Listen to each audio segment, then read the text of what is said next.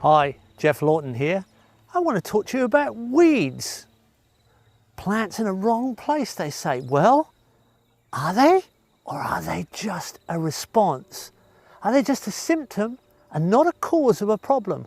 If we look carefully and observe where weeds fit in to a reparative sequence, we can read the landscape. We can rebuild ecosystems by speeding up that sequence, moving it forward in time, and we end up in an abundant, productive system simply by understanding weeds without prejudice, without assumption, but just pure observation of the facts that weeds are some of our best friends.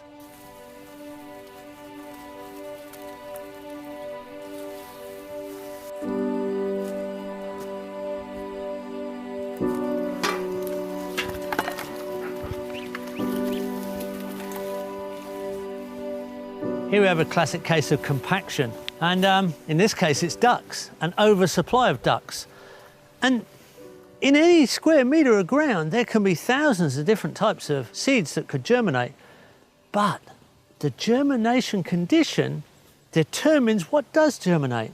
And when you get compaction, you get decompaction weeds that germinate, dandelions in lawns. In this case, it's this Australian weed called Paddy's lucerne. And it's a decompactor. It has long tap roots. So if you compact, the opposite effect happens. You get a decompaction root germination weed. Now this is a really wiry little plant. It's pretty tough. It puts its roots down. Nature's in no hurry. It can wait for this plant to die, and these long decompacting roots die in the ground and create compost corridors that decompact the soil. Now, we could cut these off so that happens faster, or we could spike the ground and relieve the compaction.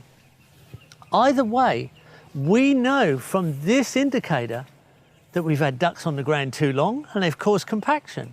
It's the same with any animal or any vehicle. You get the same response from the decompaction weeds wherever you live. And that's just a matter of reading the landscape through the weeds. Another germination condition is when the soil is too loose. This little blue flowering weed here is a good variety of hairnet root. It creates a hairnet that actually holds together the soil.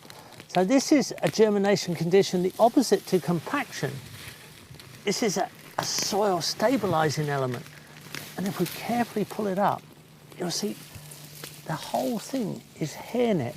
There's soil being held together at the surface. Now, it's not compacted, it's too loose. It's vulnerable to erosion. So the type of weeds that germinate in this condition function as loose soil traps, holding together the soil for stability's sake. Once it becomes stable, once this mulches down as the weeds go through their life cycles, then the soil gets stable, it's bonded together with organic matter, and it goes on to the next cycle. These are the things we have to understand.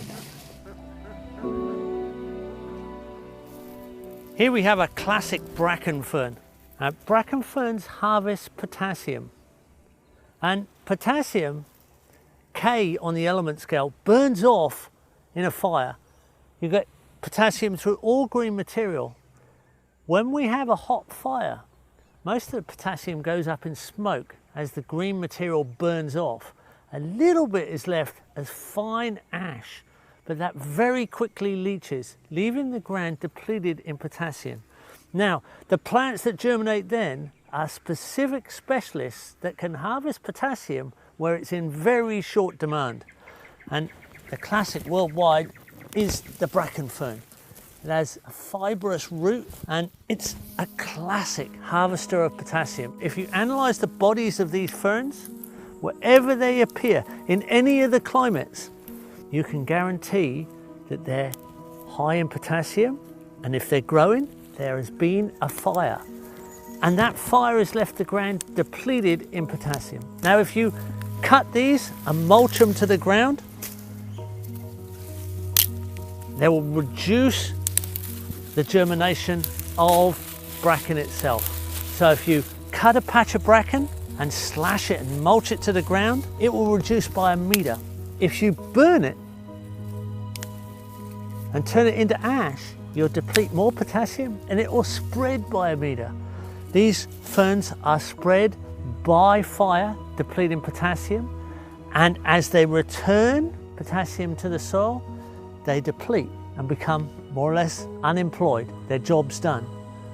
Their function is to replace the depletion through the fire. So this is a sequence you can read all the way through the forests of the world, where we are destroying forests and ravaging the landscape with fire. So it's a very useful, life-saving way of reading the landscape. One of the classic weed functions of the world is to repair the soil when it's depleted of fertility with its base element nitrogen. And this is done by the peas and bean family, and right up through the same family within the trees. This is how landscape is repaired right through to the forest. This is a classic legume tree leaf pattern here.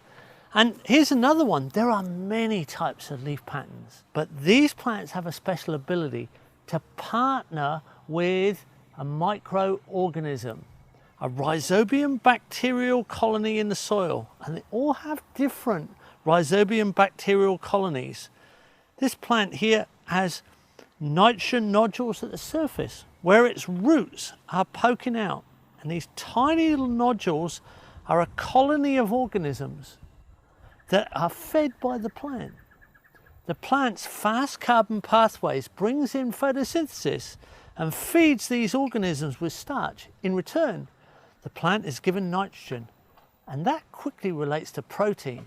So most of the really good forages and feeds are also high in nitrogen because they're in that pea and bean family that have the ability to transfer nitrogen into the soil. Now this is a great way to fertilize the ground, and it's the way nature recovers.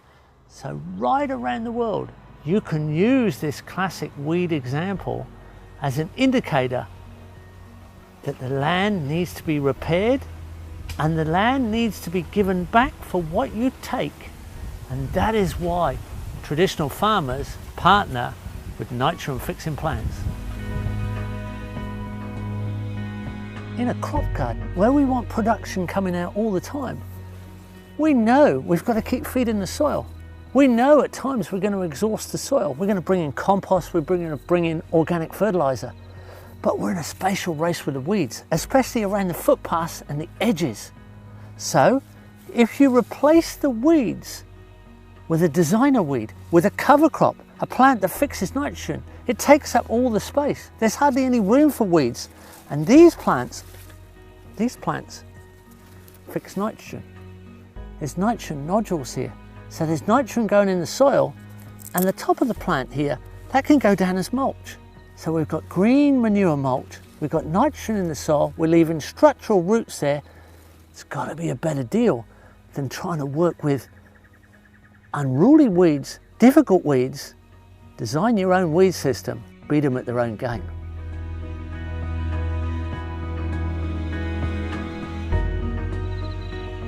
So when we understand how weeds control the ground and develop sequences and change over time, we can design a sustainable world. We can work with those natural systems.